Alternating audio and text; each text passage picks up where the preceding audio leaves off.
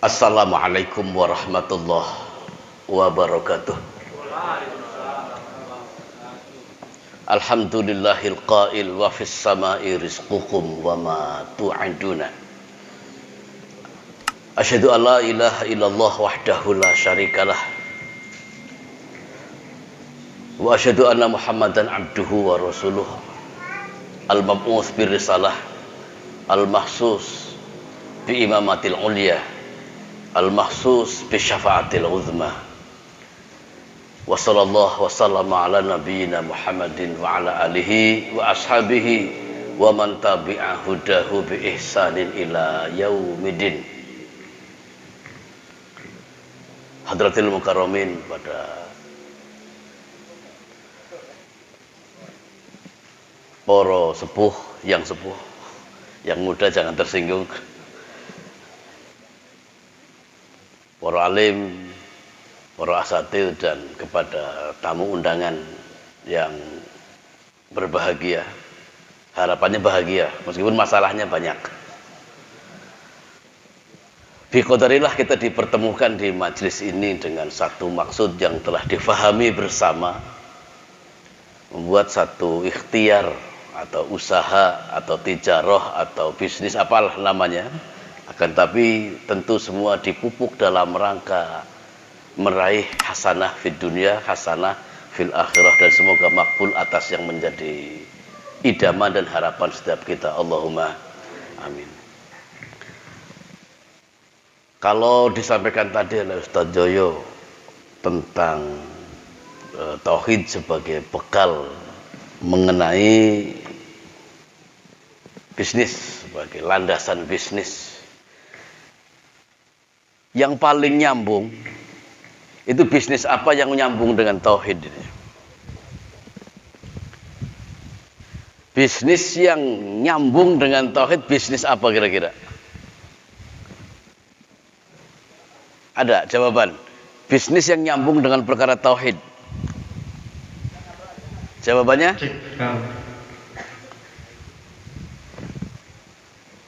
Bisnis yang nyambung dengan tauhid, bisnis apa kira-kira? Bisnis perut. Baik. Perut banyak. Perut siapa ini? Baik.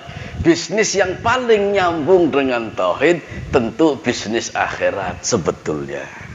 Maka pertanyaan Allah pun begitu.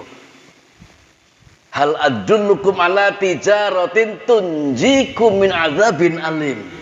Kamu mau tidak diberi petunjuk yang dapat menyelamatkan kamu dari siksa yang menyakitkan?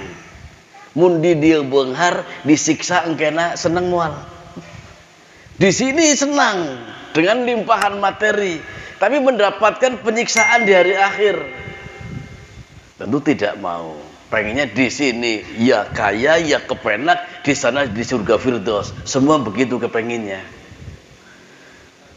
Baik, karena sempitnya waktu, saya bilang sempit kalau membahas masalah tauhid. Tentu di pesantren juga nggak rampung 6 tahun. Ini hanya minta waktu 60 menit jatahnya. Tentu kita hanya mengambil poin-poin yang bisa membantu, menyegarkan, mendongkrak paling tidak sebagai motor penggerak dari ikhtiar yang kita lakukan.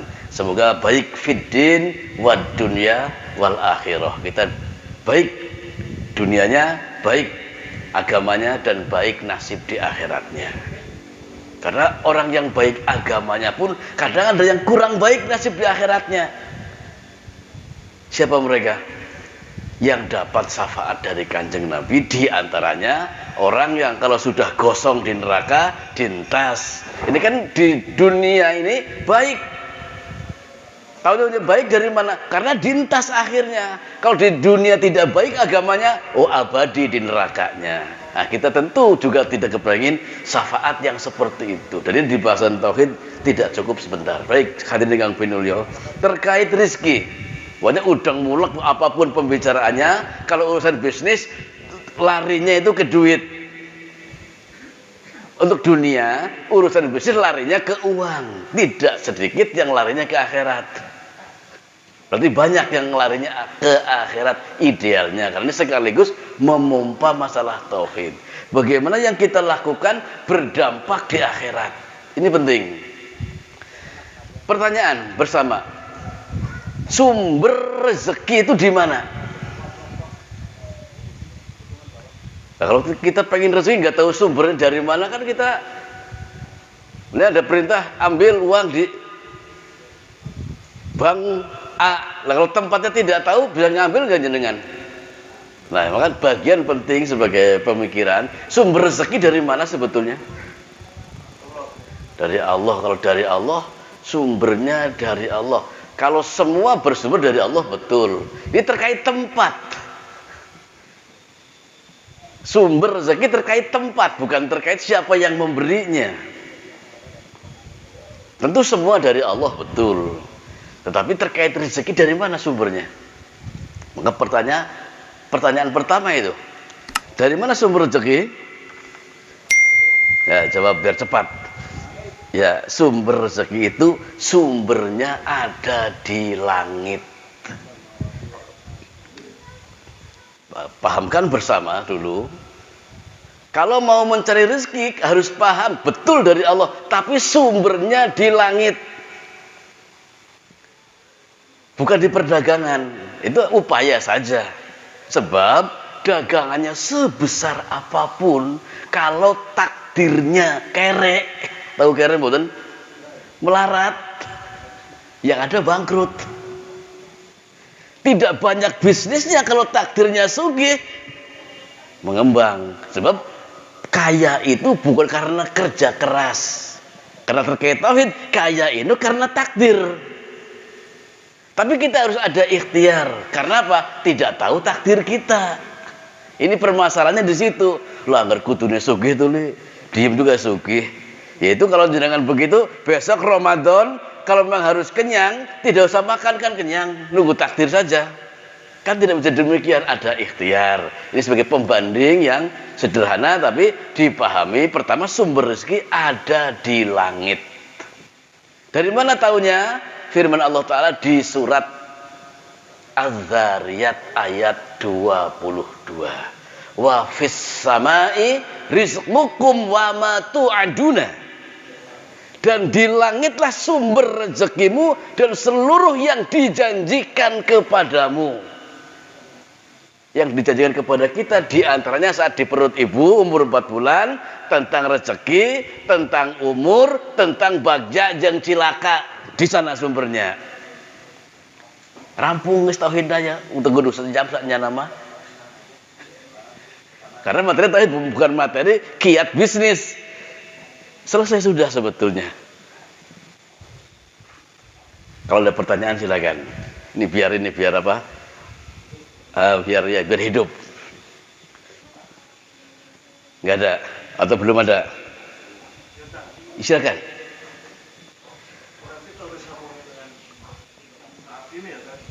Ya.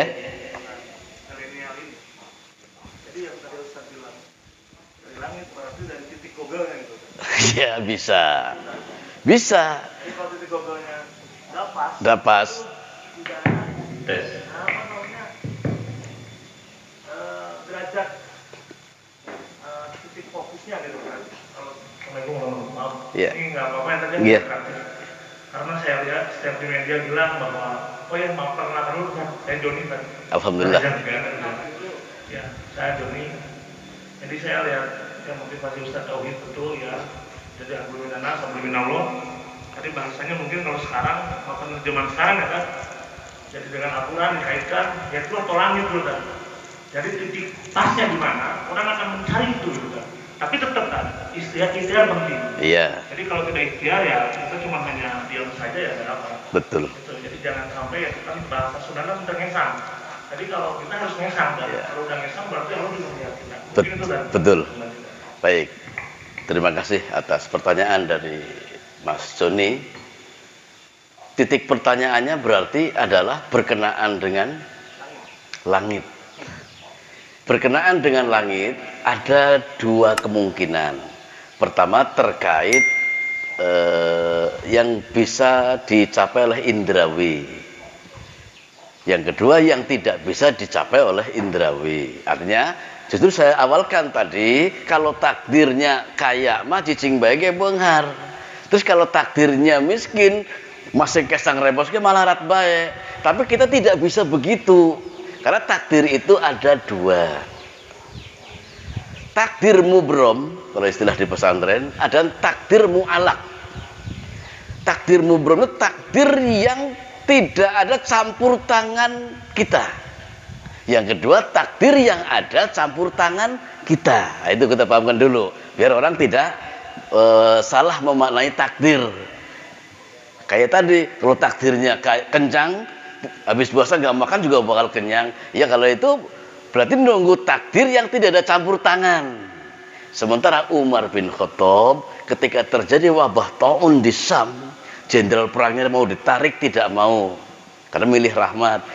Dengan alasan Rasul melarang pindah ke tempat lain. Tapi Umar bin Khattab kekeh. Bukan melawan takdir, justru kita berpindah dari takdir Allah yang satu berpindah ke takdir Allah yang lain. Lakukan. Tidak mau dan rezekinya apa? Yang terjadi meninggal jenderal perangnya di wabah taun waktu itu.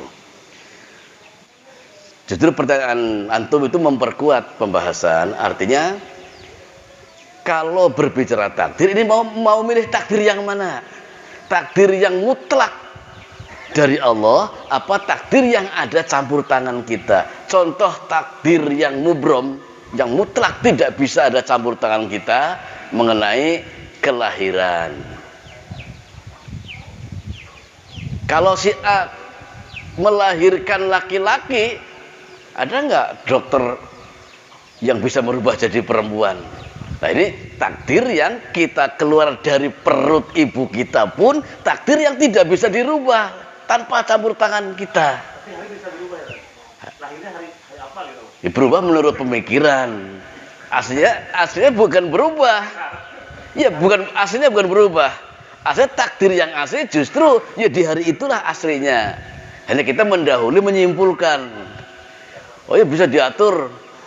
Ya bisa diatur, tapi justru saat keluar itulah takdirnya. Kan takdir setelah terjadi, bukan erek. Nah itu gitu permasalahannya. Jadi takdir yang pertama, takdir yang tanpa campur tangan kita. Seperti kita lahir dari perut ibu kita. Mun lahir di perut ibu Tin Soeharto, meureun moal babalang sakieu. Ya karena kita tidak bisa memilih takdir. Kita ditakdir dari keluar dari perut ibu kita. Ini takdir mubrom. Adapun takdir mu'alak, takdir yang ada campur tangan kita. Termasuk takdir maut, takdir yang tidak ada campur tangan kita. Urusan berobat, urusan berusaha dan sebagainya iya, tapi yudrikumul maut. Aynama takunu yudrikumul maut. Surat An-Nisa. Dimanapun kamu berada, maut selalu mengejarmu. Erek nu sehat, komo nu muriang mah. Erek nu kolot itu yang muda, komo nu kolotan sudah ganeun. Tapi ternyata kaya pohon kelapa. Aya nu kembang keneh murag. Aya nu geus tambulu karek murag. Aya nu degan, tahu degan enggak itu? Ngecengkir dulu bahkan ada cengkir jatuh, ada lagi yang sudah degan kemumbel jatuh, ada yang degan wareg jatuh, ada yang kelapa jatuh. Dan jatuhnya tidak karena tidak hanya satu sebab, kuat pohonnya, hebat. Secara teori tidak akan jatuh, bajing no ngalakna jatuh. Jadi banyak penyebab yang membuat kita tepat sesuai takdir. Dan tidak ada bisa yang merubah takdir. Pertama, yang kedua, takdir mu'alak tadi, takdir yang ada campur tangan kita. Contoh dulu ke SD bolohok, ayeuna S2 lebih bolohok gitu. Nah kalau mengandalkan takdir diam kan lebih bolohok namanya. Mestinya tidak diam karena apa? Ada takdir yang mu'alak yang kita ada andil di dalamnya. Lah yang kita bahas pada pagi hari ini bagian takdir mu'alak. Takdir yang ada campur tangan kita. Contohnya apa? Takdir yang ada campur tangan kita. Tadi dulu kita SD tidak pintar atau belum, setelah sekolah-sekolah berubahlah dari tidak mengerti jadi banyak pengertian. Ini perubahan itu namanya takdir mu'alak yang ada campur tangan Pak Guru, Bu Guru, Ustazah, orang tua dan lain-lain. Begitu sementara jawabannya. Ada yang lain? Belum ada? Baik. Al-imanu biqadar, al-imanu biyaumil akhir. Yang kedua, penting sekali tentang iman kita ambil dua. Rukun iman kan 6. Iman kepada qadar tadi. Yang kedua, iman kepada hari akhir. Sebab besarnya usaha yang kita lakukan, hebatnya ikhtiar yang kita lakukan, kalau tidak punya pandangan sampai hari akhir, ini picilakaan. Celaka kalau hanya tujuan jangka pendek duniawi, padahal tujuannya jangka panjang ke ukhrawi. Maka dipahami, dimaksimalkan, meyakini takdir di hari akhir. Kan takdir ada dua, yang baik yang buruk, terus iman kepada hari akhir. Karena kekuatan adanya hari perjumpaan dengan Allah, hidup di sini khusyuk. Malarat khusyuk bongkar makomo itu. Jadi orang yang awam khusyuk, alim apalagi. Ini karena punya kekuatan yang besar, yakin adanya perjumpaan dengan Allah. Dan ini berlaku untuk masalah bisnis, untuk masalah kesehatan, untuk masalah apapun, modal besarnya sangat yakin adanya perjumpaan dengan Allah. Kalau tidak yakin dengan perjumpaan dengan Allah, coba lihat Darwin. Otaknya luar biasa, lama-lama digaris bawahi, kita keturunan monyet. Ini karena berpikir hanya untuk seputar dunia. Itu berpikir sampai ukhrawi, ada al-imanu bikutubillah, ada konsep di dalam Al-Qur'an, dan itu menjadi perkara yang tidak bisa tidak. Maka di Al-Qur'an kita semua adalah Bani Adam. Ya Bani Adam, ya Bani Adam. Jelas konsep apapun kita mentahkan, lebih meyakini konsep Allah ketimbang konsep Darwin. Ini karena beda yang menjadi tujuan. Karena tujuan jangka pendek akan bertebaranlah pemikiran, pemahaman, dan kesimpulan yang diambil. Jadi dari bisnis, dari tadabur, dari taklim, dari apapun harus melahirkan subhanaka la ilma lana pertama. Yang kedua di Ali Imran, apa ungkapan mereka yang setelah tafakur? Alladzina yadhkurunallaha qiyaman wa qu'udan wa 'ala junubihim. Akhir mereka adalah subhanaka. Sama. Maha suci Engkau ya Allah. Terus minta diberi perlindungan dari hari akhir atau dari azab nantinya. Ada pertanyaan susulan? Akhwat, ada pertanyaan? Belum? Apa mau ditanya saja? Baik. Baik, kalau tidak ada, kita beritahu dulu. Dulu dan sekarang dan nanti tentu tidak sama. Baik wujudnya, keadaannya maupun banyak halnya.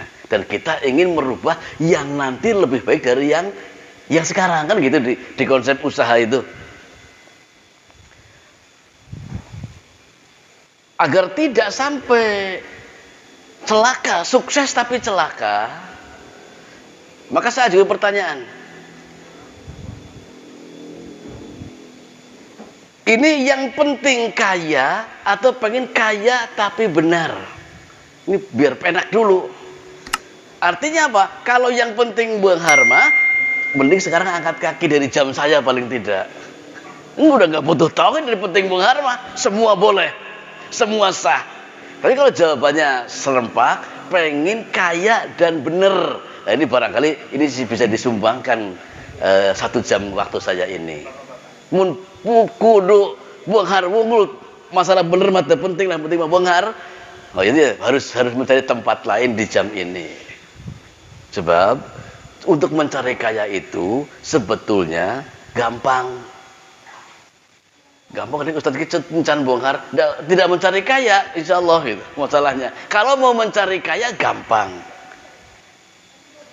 Selama ini mencari usaha untuk kaya yang sudah Anda praktekkan, prinsip yang paling sudah menjadi prinsip ideal yang sudah sedang digenjot apa itu? Secara prinsip. Ini saya ingin sukses materi pokoknya. Modalnya, ini kalau berbicara tauhid, gampang. jadi jalma kafir. Saya arahkan untuk kaya itu modal pertama, maka saya tanyakan konsepnya, mau kaya benar, kaya asal kaya. Kalau asal kaya, maka cespleng sekali kafir kepada Allah. Kata siapa? Kata Allah. Kita lihat keterangannya berkenaan dengan kaya tidak harus melakukan ketaatan kepada Allah.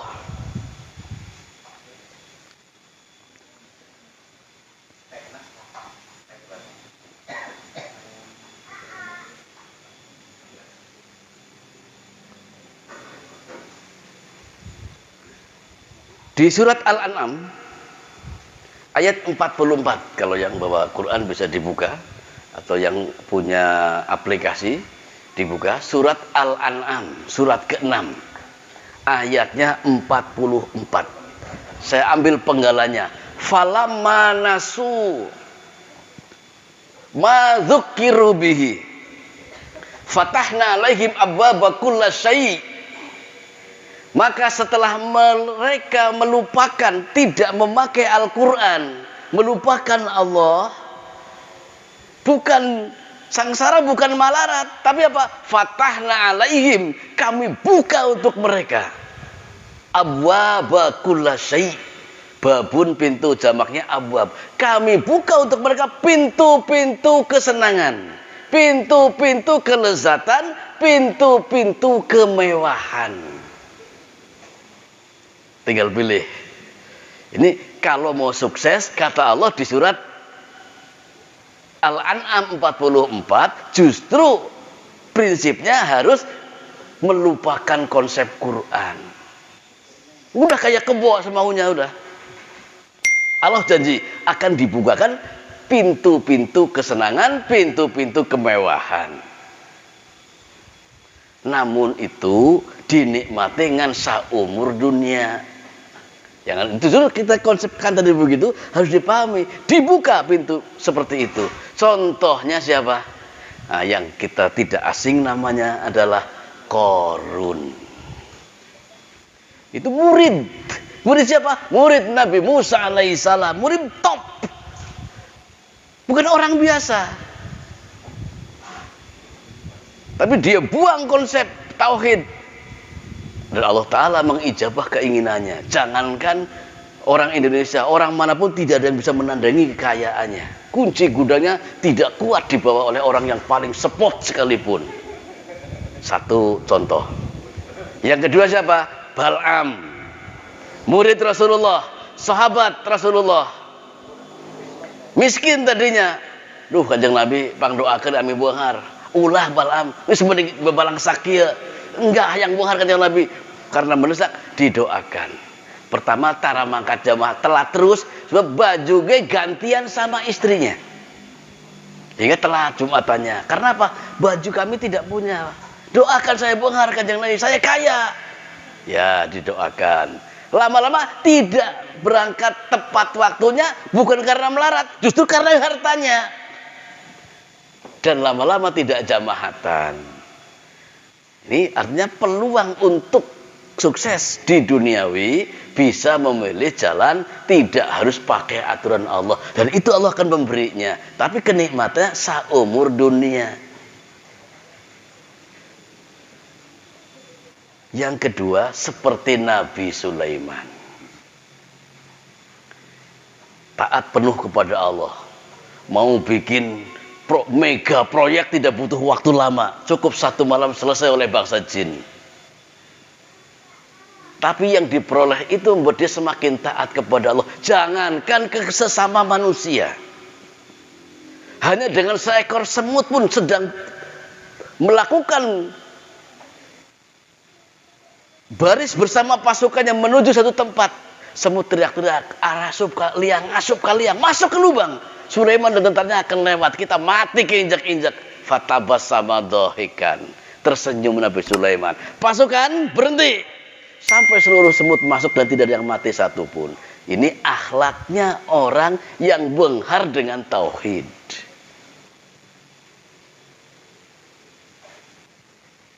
Kalau ada pertanyaan lagi silakan. Yang lain. Pada ulah nanya duit tuh ya tak. Lu ya nu sajen tuh. Itunya. Baik, kalau tidak ada, kita tambahkan keterangan yang lain untuk menguatkan. Masih ada waktu, Ustaz Slamet? Ini masih lama. Baik. Kullu syai'in ala masyiatillah. Segala sesuatu itu berjalan di atas kendali Allah. Yang kafir, yang mukmin, yang semuanya, jin, malaikat semua berjalan ada di bawah kendali Allah.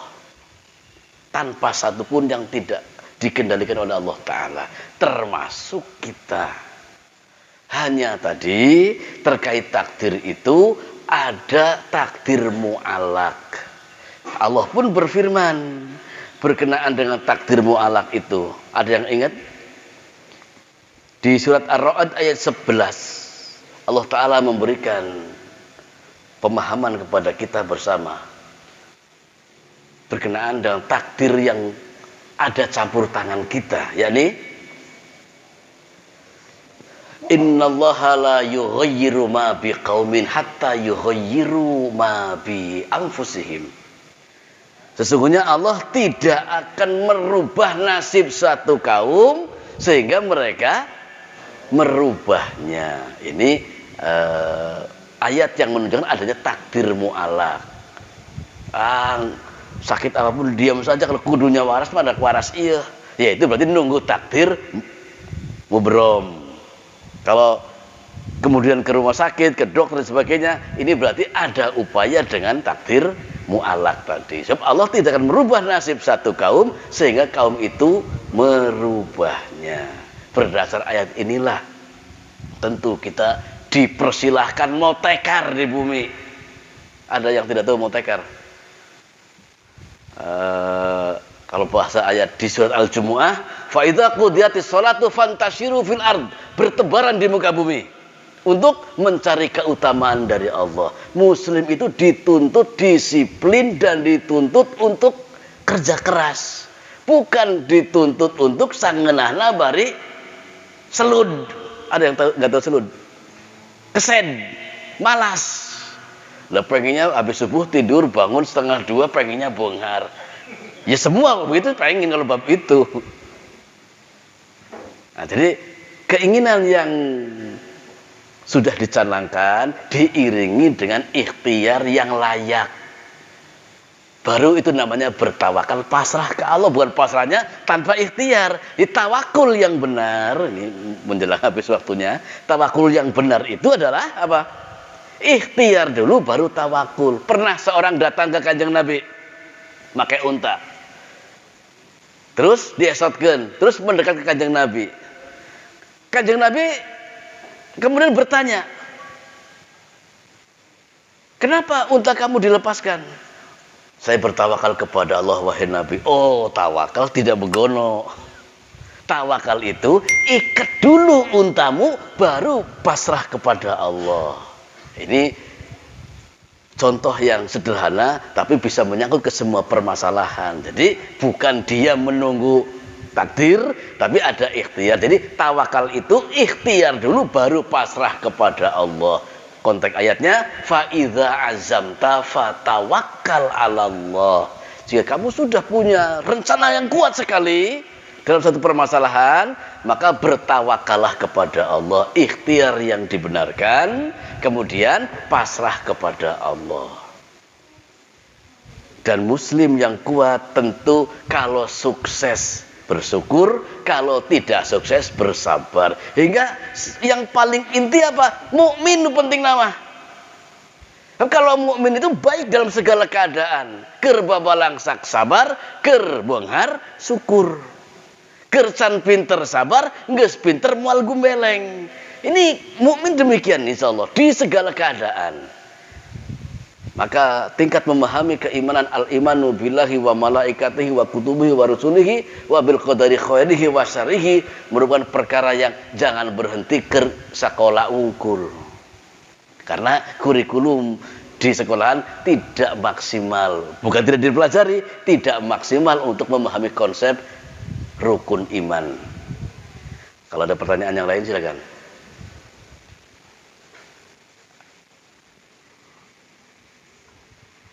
Belum ada.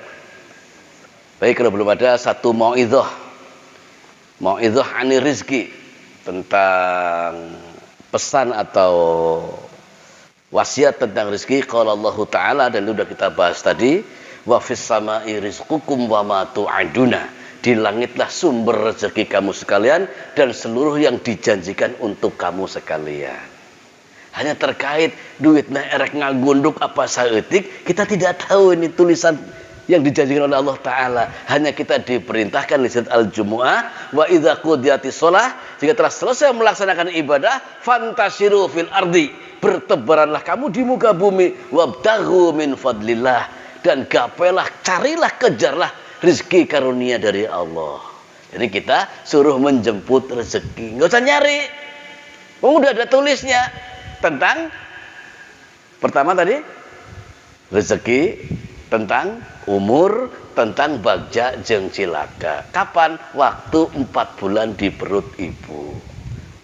Allah mengutus malaikat, catat mengenai ketetapannya. Ang kita birizkihi wa ajalihi wa amalihi syaqiyun aw sa'idun.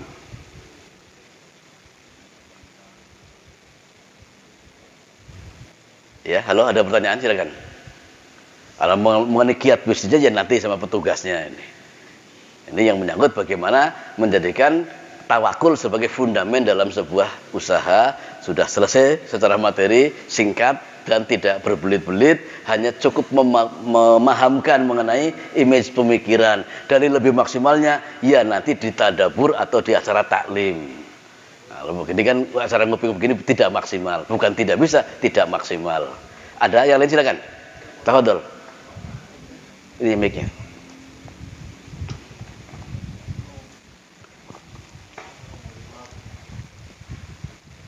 Pak Ustaz, ini ada lagi pertanyaannya. Silakan. Jadi maknanya kehijraan juga ya. Yang dulu mungkin ada cerita di zaman Rasulullah. Iya. Ada sebulan yang tadinya preman atau seperti apa. Itu kata Ustaz tadi kan di 4 bulan akan dia sebelum sampai apa namanya mensundanang balangsak gitu. Balangsak cuman tahu-tahu dia masuk surga gitu. Nah itu ada dua mungkin. Yang satu, kamu jangan apa namanya melakukan hal itu lagi gitu ya. Itu yang pertama, dan terus ada gitu. Iya, baik, paham itu. Nah terus yang kedua, ada lagi yang ngasih minum anjing. Iya. Nah itu gimana kan? Yang tadinya 4 bulan terus ada seperti itu. Apakah itu ketetapan Allah? Baik. Tadinya mungkin seperti itu, tahunya berubah hijrah. Baik. 6 bulan masih surga. Mohon maaf kan? Baik. Kita terangkan saujratnya dulu. Kalau itu sudah terjadi, itu tentu ketetapan Allah. Kan sudah, bukan akan. Nah, yang kita bahas di pagi ini adalah bisnis yang akan sementara gitu ini tujuannya, maksudnya. Nah, kita tidak tahu takdirnya kan begitu.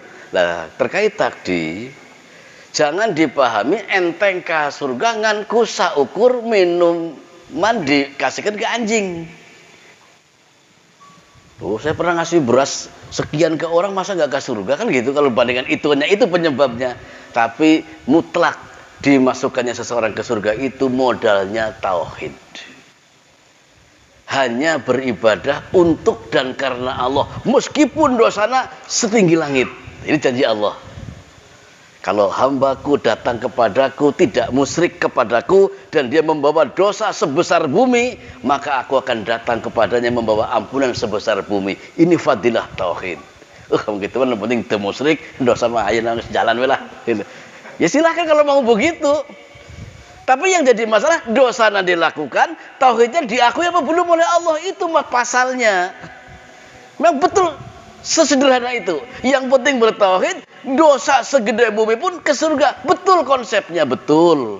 Permasalahannya, dosa kita lakukan, tauhidnya diakui apa tidak oleh Allah. Justru itu PR-nya, permasalahannya. Maka setiap penceramah, ustadz, Syekh Habib Kiai Ajengan menekankan kahade ulah musyrik. Itu memang yang menjadi takaran dan ukuran ke surga atau ke neraka. Nah, terkait yang membeli minuman ke anjing pun dalam hadis itu lengkapnya sebetulnya bukan surga, penceramah kebablasan. Saya bisa dicek di Bukhari, dan bukan pelacur. Datang seorang laki-laki gitu melihat anjing ngelel kehausan, atau dia menjulurkan terus kehausan, dia melepas sepatunya, nongeng, ngambil air, diberikan ke anjing. Allah mengampuni dosanya. Begitu hadisnya, bukan ke surga. Boleh jadi itu kebablasan mungkin penceramahnya, saking semangatnya. Itu jadi sekaligus revisi pembetulan. Kalau untuk ke surga, ya bawakan dalilnya. Yang saya atau yang kita pernah ketahui melalui hadis adalah Allah mengampuni dosanya. Nah, kalau sudah diampuni kan harapan kesurgaannya besar. Itu betul, tapi jangan langsung digarisbawahi dia masuk surga itu. Nggih, katakan kebablasan itu memaknainya. Yang kedua, mengenai orang yang ya katakanlah preman, terus dosanya geus hese ngitung udah. Datang kepada Nabi tentang bagaimana bisa ke surga, bisa. Mau apa syaratnya? Gampang, ulah bohong. Nah itu. Satu, lah takdzib, jangan dusta. Itu Nabi iya. Akhirnya sakit itu, iya itu modalnya. Nah, guys, pulang mabok deui. Mun mabok ketemu Kanjeng Nabi ditanya, mun nanya masih mabok, lah mun ngomong teu mabok bohong. Eureun. Di semua konsep dia pegang hingga tidak melakukan kedustaan, jujur, dan akhirnya ada harapan ke surganya Allah. Singkatnya begitu sementawis. Nah, yang lain silakan.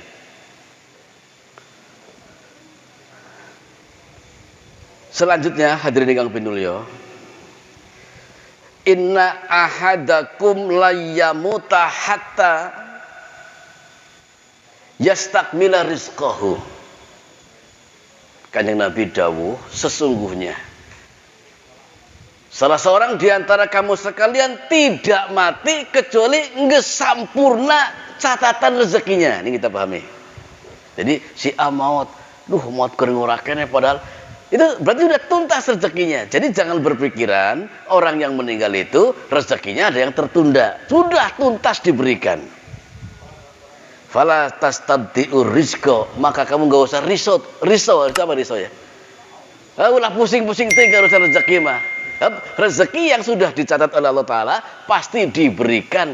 Mual dicatit, mual diuntet. Tahu untet enggak? Mual dicatil ku malaikat pembagi rezeki. Yang Joni mah rada gitu, diberi ke orang sorangan dia. Malaikatnya enggak bakal begitu. Itu mana herang pisan kan yang diembohan. Tidak itu. Jujur malaikat itu, la ya'sunallahu ala ma amarahum. Malaikat tidak membangkang kepada Allah terkait tugas yang diberikan masing-masing.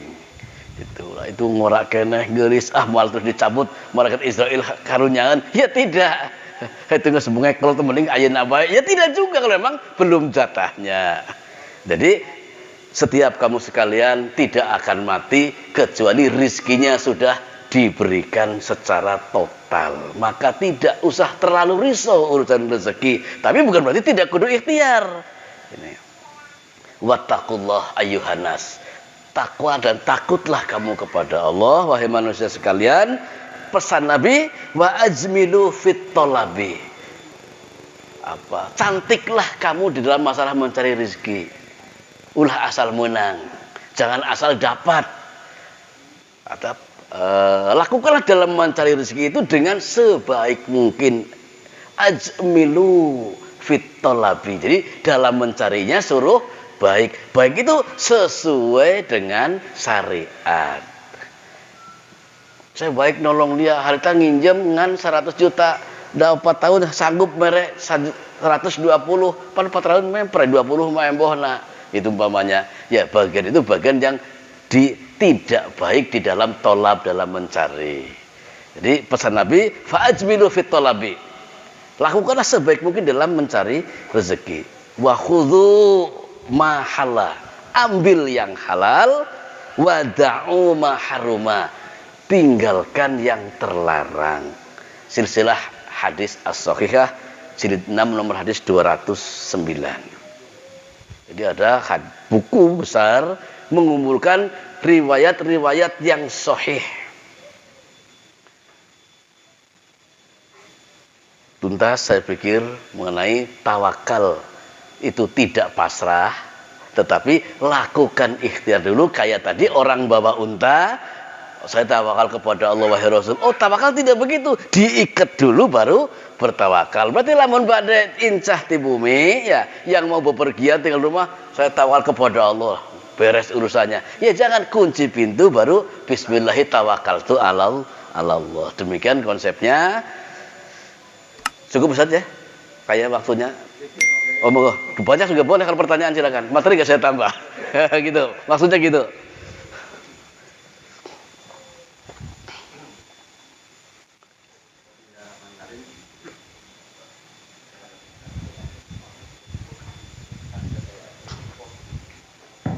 Bismillahirrahmanirrahim. Assalamualaikum warahmatullahi wabarakatuh. Waalaikumsalam warahmatullahi wabarakatuh. Nama saya Nini Ihsan.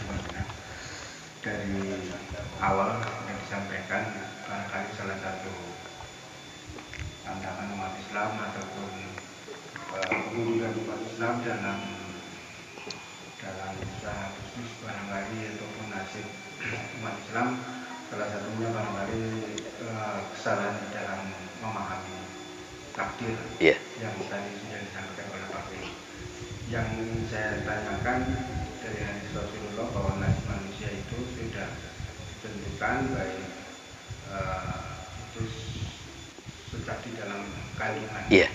Nah, perdebatan di dalam ilmu tauhid itu tentang kebebasan manusia dan tanggung jawab. Yang ingin saya tanyakan mengenai nasib manusia di dalam kandungan ataupun celaka dan bahagianya di akhirat di kelak. Itu konsep keadilan Allah dan keadilan manusia itu kalau di dalam Al-Quran mungkin keadilan itu, takwa itu lebih dekat kepada keadilan.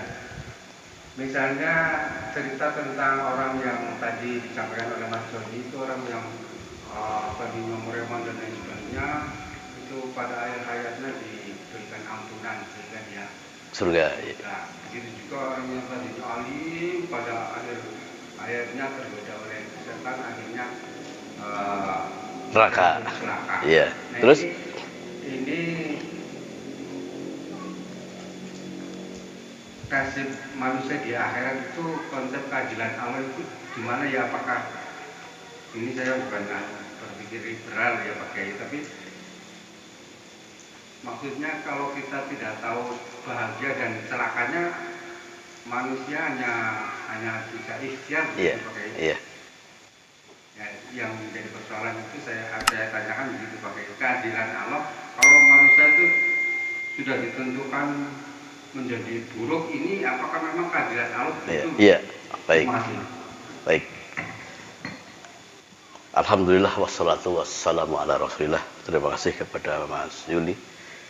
Pertanyaannya mengarah ke takdir juga berarti ini ya, mengarahnya. Kalau ditetapkan si A surga, si B neraka, atau Allah tidak adil? Si A surga, si B neraka. Allah kan pilih kasih pun gitu. Ya enggak? Kalau jujur, si A surga, si B neraka. Pilih kasih apa tidak kalau begitu Allah? Iya pilih kasih. Enggak beda. Berarti Allah pilih kasih.